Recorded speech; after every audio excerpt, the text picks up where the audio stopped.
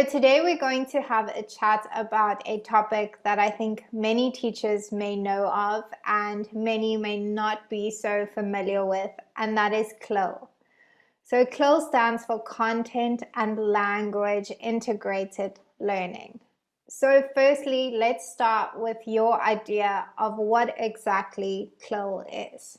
Okay, so my understanding is that you're basically studying another subject like science or history, but you're also learning another language like English at the same time. So you are basically integrating the two together. Yep. And you? Yeah, What do you think it means? exactly the same, definitely. It's I think it's an approach where students learn obviously a second language and a subject at the same time. So basically, exactly what you said, like with science, they will be taught the actual content of science while kind of learning those language skills and vocabulary in English. So basically, like you said, just integrating two things at once. Yes. Yeah. So now we understand what that means. What do you think is a pro to CLIL? Okay, so I think when a subject is taught in a second language, it provides that concrete reason to learn both. So it provides that context for them to learn the language, and in turn makes them more motivated to do so. So they're not just learning that language in isolation and it becomes boring. They're actually learning science while learning that second language. So I think that could be a really big benefit of using CLIL in ESL. Yeah, I definitely agree. And I think it also prepares them for further studies. So for example, maybe if the student wants to go and study in England or in America, they will have more knowledge and more exposure to the target language that they are learning. So they will be exposed to it a lot more. Definitely. So looking at the pros, what do you think could be some of the cons to CLIL? So for me, a disadvantage would be that there's a lot more planning that goes into these lessons, because teachers need to kind of structure the classes carefully so that the students understand the context of the lesson, as well as the language, being taught through that second language, basically, the vocabulary and all that kind of thing. So there's much more planning that goes into these lessons, and that can be quite time consuming. So I don't know about you, but that would be a really big disadvantage, especially if you have many lessons throughout the day. Yeah, that's true, actually. And I think as well that many language teachers may sometimes lack the knowledge on that specific subject, which obviously then they won't have all of the information and they won't be able to maybe assist the students as opposed to a teacher that studied, to become a science teacher, for example. So there isn't that much material out there. So yes, it's still I would say in its infancy phase, I suppose. So there is a lack of materials out there. Definitely. So with going through these, pros and cons, and CLIL being a little bit different to just teaching, a standard second language English lesson, how do you go about introducing the subject specific terminology in these kinds of lessons? All right. So, like we mentioned last week, it's always very important to introduce lots of different types of media because it's a great way to enhance your students' understanding.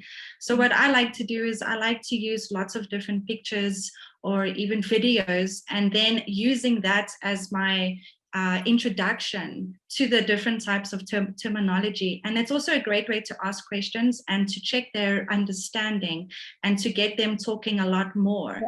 And you? I really like the point of asking those questions. So what I like to do is first ask the student if they know the meaning of the word. This kind of just gives me a bit of background as to, they're familiar with this terminology or not.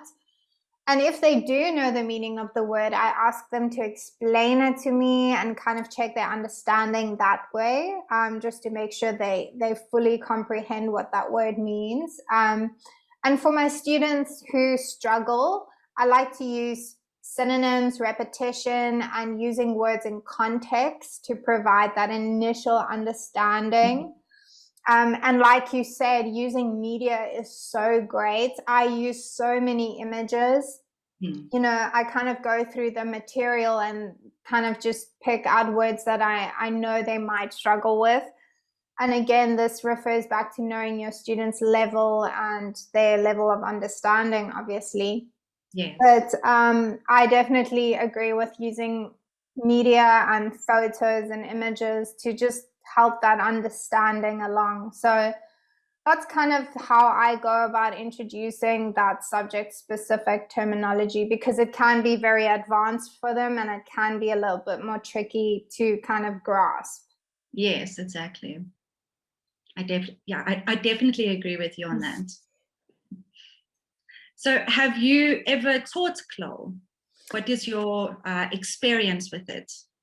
I haven't taught it that much, but I have taught some history and science, just touched on those subjects a little bit. And it was tricky because my student was not very strong in English. So I had to make use of a lot of images and adapt, the materials using synonyms for terminology and constantly concept checking through asking him to use certain words in sentences and really like slowing down the pace to meet his needs. But I think these lessons are very useful because, like I mentioned at the start, it integrates both the language and the subject. And, that just makes it more motivating for the student and gives them a little bit more purpose to learn the English language. So I haven't had that much experience with it, but, the little bit I have kind of been exposed to has been really good. And I think it's a really great concept to introduce in these lessons. And what about you? To be honest, I don't have much experience with it, but I do see how it can be useful to the students. I think it is a great way to actually enhance their knowledge of the second language and to make it useful. So I hope that in the future I will be able to use my knowledge as a language teacher to actually teach CLIL. If you have any experience teaching CLIL or using it in your ESL lessons, please let us know in the comments down below. We'd love to, read your experiences with it and kind of share our experiences as well. So please remember to comment down below and like and subscribe to our channel, and we will see you next time. Bye. Bye. Become a TEFL expert with IQTEFL. Go to our website at www.iqtefl.com to find out more.